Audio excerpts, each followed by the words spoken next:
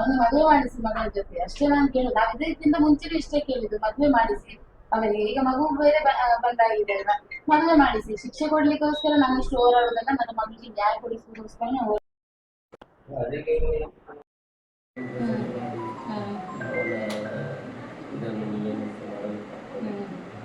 ಇಲ್ಲಿಂದ ಕರ್ಕೊಂಡು ಬಂದು ಕೋರ್ಟ್ಗೆ ಕರ್ಕೊಂಡು ಹೋಗ್ತಾರೆ.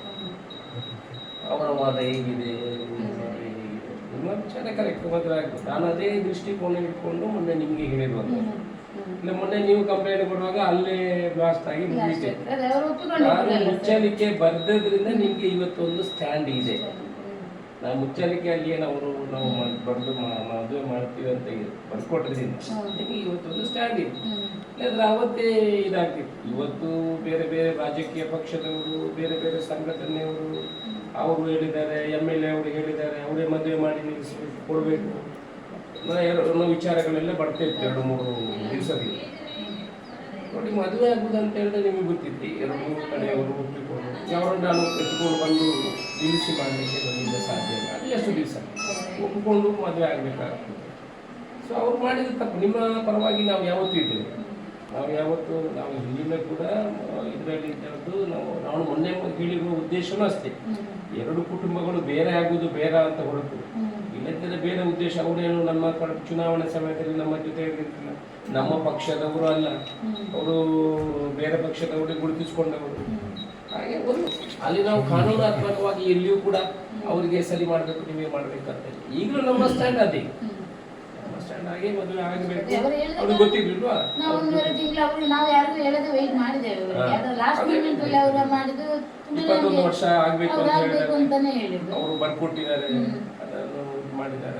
ಅವಾಗ ಕಾನೂನು ಮುಖಾಂತರ ನನಗೆ ಹೋಗ್ಬೋದು. ಅವರು ನಮ್ಗೆ ಇಷ್ಟು ಭರವಸೆ ಕೊಟ್ಟ ಕಾರಣ ನಾನು ಅಷ್ಟುವರೆಗೆ ಕೂತದ. ಅವರು ಮಾಡಿ ಕೊಡ್ತಾರೆ ಮದುವೆ. ಆಗ ಕಾನೂನು ಮುಖಾಂತರ ಹೋಗುವುದಕ್ಕೂ ಈಗ ಹೋಗುವುದಕ್ಕೂ ತುಂಬಾ ವ್ಯತ್ಯಾಸ. ಅವನಿಗೆ ಪ್ರಾಯ ಆಗಿಲ್ಲ, 21 ವರ್ಷ ಆಗಲಿಲ್ಲ.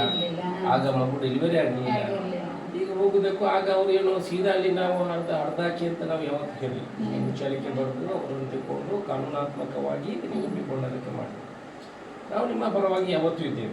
ಮತ್ತೆ ಹೇಳಲಿಕ್ಕೆ ಬಂದದ್ದು ನಾವು ಅದನ್ನು ಹೈಲೈಟ್ ಮಾಡೋದು ನಮಗೆ ಮಾಧ್ಯಮದವರು. ನಾನು ಮೊನ್ನೆಯಿಂದ ಬಂದದ್ದು ನಾವು ಹೈಲೈಟ್ ಮಾಡಬೇಕಂತಲ್ಲ, ನಾನೊಂದು ರೆಪ್ರೆಸೆಂಟೇಟಿವ್ ಆಗಿ ಇಲ್ಲಿನ ಶಾಸಕನಾಗಿ ಹೇಳಿಲ್ಲ. ನನ್ನ ಬಗ್ಗೆ ನೀವು ಎಲ್ಲಿಯೂ ವಿರುದ್ಧವಾಗಿ ಹೇಳಿಲ್ಲ, ಅದರಾಗಿ ಯಾವುದು ಹೇಳಿಲ್ಲ. ಜನಗಳು ಏನು ಮಾಡ್ತಾರೆ ಬಂದು ಅದನ್ನು ಅವರಿಗೊಂದು ಅಸ್ತ್ರ ಆಗಿದೆ. ಈಗ ಪೊಲಿಟಿಕಲ್ ಪಾರ್ಟಿಗೆ, ಕೆಲವು ಸಂಘಟನೆಗಳಿಗೆ ಒಂದು ಅಸ್ತ್ರ ಆಗಿದೆ. ನನಗೆ ಗೊತ್ತಿದೆ. ನಾನು ಎಷ್ಟೋ ವರ್ಷದಿಂದ ಇಂಥ ವಿಚಾರಗಳನ್ನು ನೋಡಿಕೊಂಡು ಬಂದವರು. 15 ದಿವಸ 20 ದಿವಸ ಇವರೆಲ್ಲ ಇರ್ತಾರೆ, ಅವರ ಅಡ್ವರ್ಟೈಸ್ಮೆಂಟ್ ತಗೊಂಡು. ಮತ್ತೆ ಯಾರೂ ಕಷ್ಟಕ್ಕೆ ಬರೋದಿಲ್ಲ. ನಾನು ಖರ್ಚು ಕೊಡ್ತೇನೆ ಅಂತ ಒಬ್ಳು ಹೇಳುದು, ಇನ್ನೊಬ್ರು ಇನ್ನೊಂದು ಕೊಡ್ತೀನಿ ಅಂತ ಹೇಳುದು. ನಾನು ನಿಮ್ಮ ಜೊತೆ ಇದೆ ಸುಪ್ರೀಂ ಕೋರ್ಟಿಗೆ. ಕುಟುಂಬ ಒಳ್ಳೇದಾಗ್ಬೇಕಲ್ಲ. ನಮಗೆ ಸುಪ್ರೀಂ ಕೋರ್ಟ್ ವಾದ ನನ್ನ ಪ್ರಕಾರ ಮುಖ್ಯ ಅಲ್ಲ, ನಮಗೆ ಕುಟುಂಬ ಒಳ್ಳೇದಾಗ್ಬೇಕಲ್ಲ, ಅದನ್ನು ನೋಡ್ಬೇಕು. ಇವರು ಅಡ್ವರ್ಟೈಸ್ಮೆಂಟ್ ತಗೊಳ್ಳೋರು ತುಂಬಾ ಜನ ಇರ್ತಾರೆ. ನಾವು ಮಾರಲ್ ಆಗಿ ನಿಮ್ಮ ಜೊತೆ ಇದ್ದೇವೆ. ನಮ್ಮಿಂದ ಯಾವ ಸಪೋರ್ಟ್ಗಳನ್ನು ನೀವು ಕೇಳ್ಬೋದು.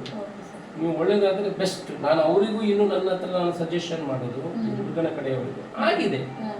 ಈಗ ನೋಡಿ, ಯಾರಿಗೆ ಯಾರು ಬರ್ದಿದ್ದಾನೆ ಅಂತ ಗೊತ್ತಿಲ್ಲ. ಇವಳು ಹೆಣ್ಣಿ ಕಲ್ತಿದ್ದಾಳೆ, ಎಲ್ಲ ಇದ್ದಾಳೆ, ಆಗಿದೆ. ಇನ್ನಾದರೂ ಅವರು ವಾದ ಮಾಡೋದನ್ನು ಬಿಟ್ಟು ಒಟ್ಟಿಗೆ ಬಾಳುವುದನ್ನು ಮಾಡಿದರೆ ಭಾರಿ ಒಳ್ಳೆಯದಂತ ನನ್ನ ಅಭಿಪ್ರಾಯ.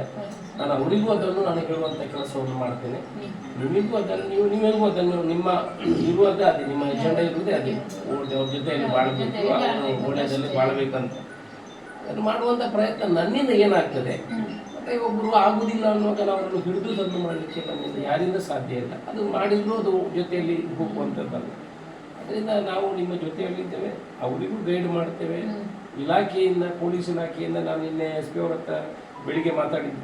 ಸಾಯಂಕಾಲ 8 ಗಂಟೆವರೆಗೆ ಅವರನ್ನು ಅರೆಸ್ಟ್ ಮಾಡುವಂಥ ಕೆಲಸಗಳಾಗಿದೆ. ಪೂರ್ತಿ ಅದ್ರ ಟ್ರ್ಯಾಕ್ ಮಾಡಲಿಕ್ಕೆ ಸ್ವಲ್ಪ ಸಮಯ ತಗೊಂಡು ಅದನ್ನು ಮಾಡಿದ್ದಾರೆ. ಮತ್ತು ನೀವು ಯಾವ